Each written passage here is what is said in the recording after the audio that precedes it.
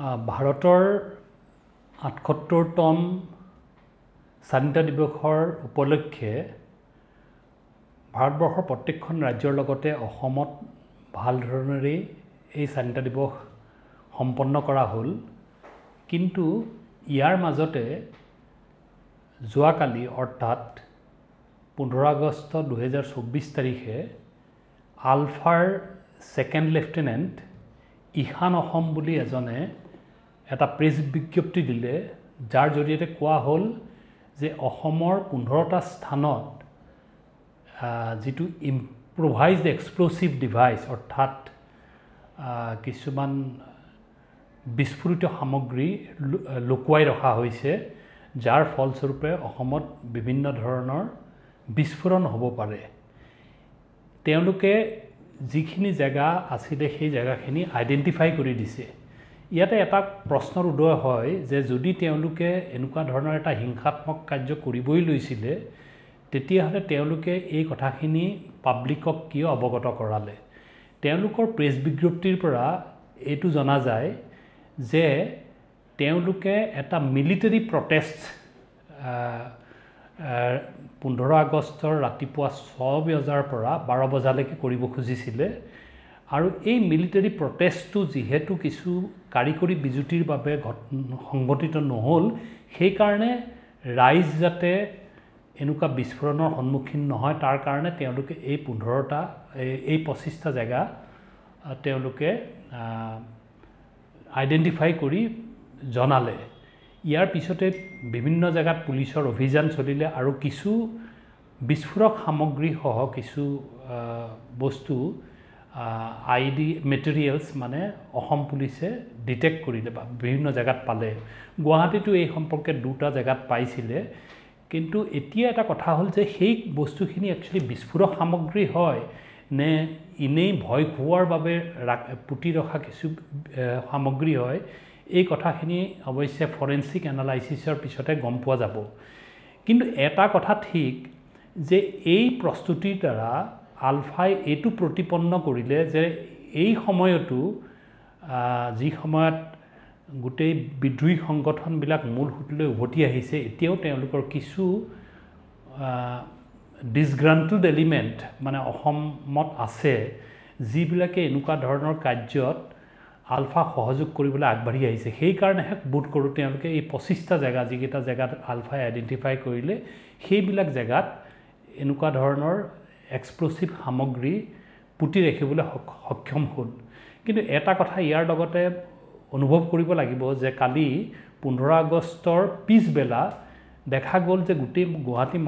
মহানগৰীত যথেষ্টখিনি মানুহৰ সমাগম বহুত ব্যস্ত ঠাইত হোৱা হৈছে। গতিকে এনেকুৱা ধৰণৰ ভয় লগা কথা এটা 90s সময়ত যদি হ'লহেঁতেন, 2010 বা 2000 চনৰ দশকত হ'লহেঁতেন, তেতিয়াহ'লে মানুহে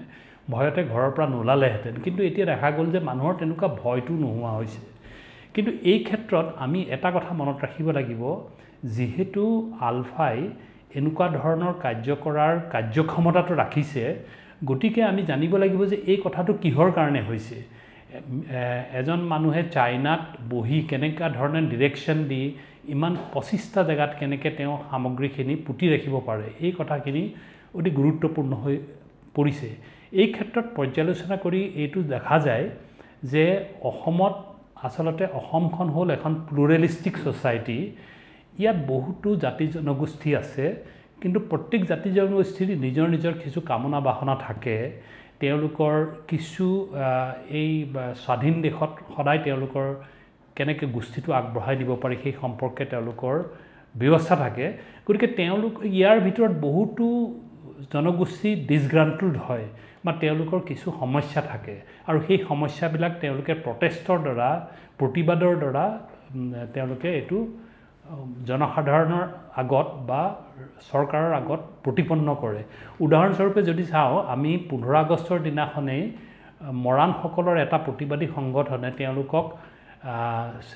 চিডুল ট্ৰাইব কেটেগৰীত নৰখাৰ কাৰণে এটা প্ৰতিবাদ কাৰ্যসূচী লৈছিলে। গতিকে আলফাৰ দৰে যিবিলাক সংগঠন আছে, তেওঁলোকৰ এনেকুৱা কিছুমান প্ৰতিবাদী মানুহৰ জৰিয়তে তেওঁলোকে এনেকুৱা ধৰণৰ কামবিলাক সংগঠিত কৰিব পাৰে যেনেকৈ এই 25টা জেগাত তেওঁলোকে যিটো ID পুতি ৰাখিছিলে গতিকে এই ক্ষেত্ৰত মই ভাবোঁ যে আমি আমাৰ যিটো ইণ্টেলিজেন্স পুলিচৰ যিটো ইণ্টেলিজেন্স এজেন্সি আছে CID আছে বা ইণ্টেলিজেন্স এজেন্সি আছে স্পেচিয়েল ব্ৰাঞ্চ আছে এইবিলাকক শক্তিশালী কৰাৰ দৰকাৰ বা থানাবিলাককো ইণ্টেলিজেন্স গেদাৰিঙৰ ক্ষেত্ৰত শক্তিশালী কৰাৰ দৰকাৰ কাৰণ আপুনি যিমানেই ইনভেষ্টমেণ্ট কৰিব সিমানেই আপুনি তাৰ ফলাফল পাব উদাহৰণস্বৰূপে আপোনালোকে ল'ব পাৰে ইজৰাইলৰ কথা ইজৰাইল এনেকুৱা এখন দেশ যাৰ যিটো ইণ্টেলিজেন্স এজেন্সি আছে সেই ইণ্টেলিজেন্স এজেন্সিটো পৃথিৱীৰ ভিতৰত সৰ্বোৎকৃষ্ট বুলি জনা যায় কিন্তু এইটো তেওঁলোকে এনেই ধৰণেই পোৱা নাই তেওঁলোকে ইয়াৰ কাৰণে যথেষ্টখিনি ইনভেষ্টমেণ্ট কৰিছে আজিৰ দিনত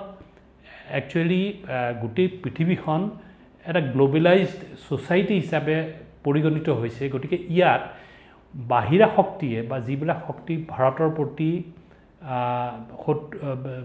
প্ৰতি বিৰূপ মনোভাৱ আছে তেওঁলোকে ইয়াত সোশ্যাল মিডিয়াৰ থ্ৰুৱেদি এনেকুৱা ধৰণৰ বিভিন্ন ধৰণৰ প্ৰটেষ্ট বিভিন্ন আমি মানে সোসাইটিৰ বিভিন্ন ডিসগ্ৰান্টেড এলিমেন্টৰ মাজত এইবিলাক বঢ়াই তুলিব পাৰে উদাহৰণস্বৰূপে কোনোবা এজনে পাকিস্তানত বহি সাইবাৰ এটাকৰ থ্ৰুৱেদি কিছু মানুহক যিবিলাক মানুহ অসম চৰকাৰৰ প্ৰতি ডিসগ্ৰান্টেড হৈ আছে তেওঁলোকক এক্সাইট কৰিব পাৰে এনেকুৱা ধৰণৰ ঘটনা ঘটি আছে এতিয়া আপোনালোকৰ আজিৰ দিনত আমাৰ 2015 চনত যিটো ডিজিটেল ইণ্ডিয়া মিছন হৈছিলে সেই ডিজিটেল ইণ্ডিয়া মিছনৰ পিছত আমাৰ চাৰিওফালে ডিজিটেল প্ৰযুক্তি ইমান ধৰণে বৃদ্ধি পালে যে সেইবিলাকৰ তুলনামূলকভাৱে সেইবিলাকৰ সাইবাৰ সিকিউৰিটি সিমান ডেভেলপ নহ'ল এতিয়া যদিও লাহে লাহে হৈ আছে তথাপিও এটা কথা মনত ৰাখিব লাগিব যে আজিকালি সোশ্যাল মিডিয়াৰ থ্ৰুৱেদি ধৰক ফেচবুক আছে টুইটাৰ আছে বা হোৱাটছএপ আছে বা টেলিগ্ৰাম আছে এইবিলাকৰ জৰিয়তে কোনেও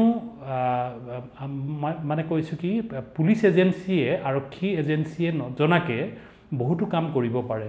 গতিকে সেইখিনি কামৰ বাবে যে এনেকুৱা ধৰণৰ ঘটনা এতিয়া ধৰক 15 জেগাত বা 25টা জেগাত যিটো ID পুতি ৰখা হ'ল তাৰ কাৰণে ইনষ্ট্ৰাকশ্যনবিলাক ডেফিনেটলি প্ৰেৰণ কৰা হৈছে গতিকে সেই প্ৰেৰণ কৰা মাধ্যমটো কি আছিলে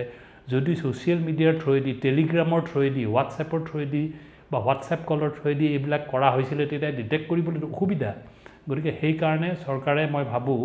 যে অসম আৰক্ষীক বহুত পৰিমাণে কাৰ্যক্ষম কৰি তুলিব লাগিব যাতে এনেকুৱা ধৰণৰ ঘটনা প্ৰতিৰোধ কৰিব পৰা যায় কাৰণ এতিয়া দেখা গ'ল যে আলফাই তেওঁলোকে এইবিলাক পুতি ৰাখিলে কিন্তু আৰক্ষী এই সম্পৰ্কে অৱগত নাছিলে সেইকাৰণে অৱশ্যে অকল আৰক্ষীক দোষ দিলেই নহ'ব কাৰণ তেওঁলোকৰো সেই কেপেবিলিটিখিনি গঢ়ি তুলিব লাগিব আৰু মই ভাবোঁ যে এই ইনভেষ্টমেণ্টটো যদি আমি কৰোঁ কাৰণ এতিয়া এটা কথা দেখা গৈছে যে ইভেন আমাৰ চিফ মিনিষ্টাৰেও এই সময়ত কৈছে যে যদি এনেকুৱা ধৰণৰ ঘটনা ঘটি থাকে যিবিলাক বাহিৰৰ পৰা যিবিলাক প্ৰযুক্তি আহিছে বা যিবিলাক মানুহে অসমত ইনভেষ্ট কৰিব আহিছে তেওঁলোক নহা হ'ব আৰু তেতিয়া অসমৰ ল'ৰা ছোৱালীবিলাক বেলেগ জেগালৈ গৈ চাকৰিৰ কাৰণে অনুসন্ধান কৰিব লাগিব গতিকে এনেকুৱা এটা পৰিস্থিতি যেতিয়াই সিকিউৰিটি ঘূৰি আহে এখন ৰাজ্যলৈ তেতিয়া লগে লগে তাত বিভিন্ন বিনিয়োগবিলাক হয় গতিকে এইবিলাকৰ প্ৰতি লক্ষ্য ৰাখি মই ভাবোঁ যে অসম আৰক্ষীক তেনেকুৱা ধৰণৰে চৰকাৰে কিছু ইনভেষ্টমেণ্ট কৰিব লাগিব যাতে তেওঁলোকে এনেকুৱা ধৰণৰ ঘটনা প্ৰতিৰোধ কৰিব পাৰে আৰু মই আশা ৰাখিছোঁ ভৱিষ্যতে আমাৰ সকলো জনগোষ্ঠীৰ মাজত এটা খুব সদ্ভাৱ প্ৰচলন কৰিব লাগে আৰু আমাৰ ইণ্টেলিজেন্স এজেন্সি আৰু একাডেমিয়া বুলি যেটো কয় ধৰক অসম পুলিচ বা IIT অসম পুলিচ বা USTM বা অসম পুলিচ বা ৰয়েল গ্লোবেল ইউনিভাৰ্চিটি বা অসম পুলিচ বা আসাম ইঞ্জিনিয়াৰিং কলেজ এইবিলাকৰ সকলোৰে সহযোগিতাত আমি এনেকুৱা ধৰণৰ কিছুমান টেকনলজি নিশ্চয় ডেভেলপ কৰিব পাৰোঁ যাৰ জৰিয়তে আমি এনেকুৱা ধৰণৰ ঘটনা যাতে ভৱিষ্যতে নহয় আৰু প্ৰতিৰোধ কৰিব পাৰোঁ সেই সম্পৰ্কে বিহিত ব্যৱস্থা ল'ব পাৰিম সৰ্বশেষত মই আৰু এটা কথা ক'ব খোজো যে যেতিয়াই কোনো এটা সংগঠন বা কোনো এটা প্ৰজাতিৰ মাজত এটা বিভেদ ভাৱ বা প্ৰতিবাদ কৰাৰ প্ৰৱণতা আহে আৰু তেওঁলোকে প্ৰতিবাদ কৰে, তেতিয়া চৰকাৰেও সেই প্ৰতিবাদসমূহ যাতে গ্ৰাছৰুট লেভেলতে শেষ কৰিব পাৰে, যাতে তেনেকুৱা ধৰণৰ বিভেদকামী শক্তিৰ সৃষ্টি নহয়, এইটোৰ ওপৰত গুৰুত্ব আৰোপ কৰিব লাগিব। কাৰণ সেই বিভেদকামী শক্তিৰ থ্ৰুৱেদিয়ে বা তেওঁলোকৰ মাধ্যমেৰেই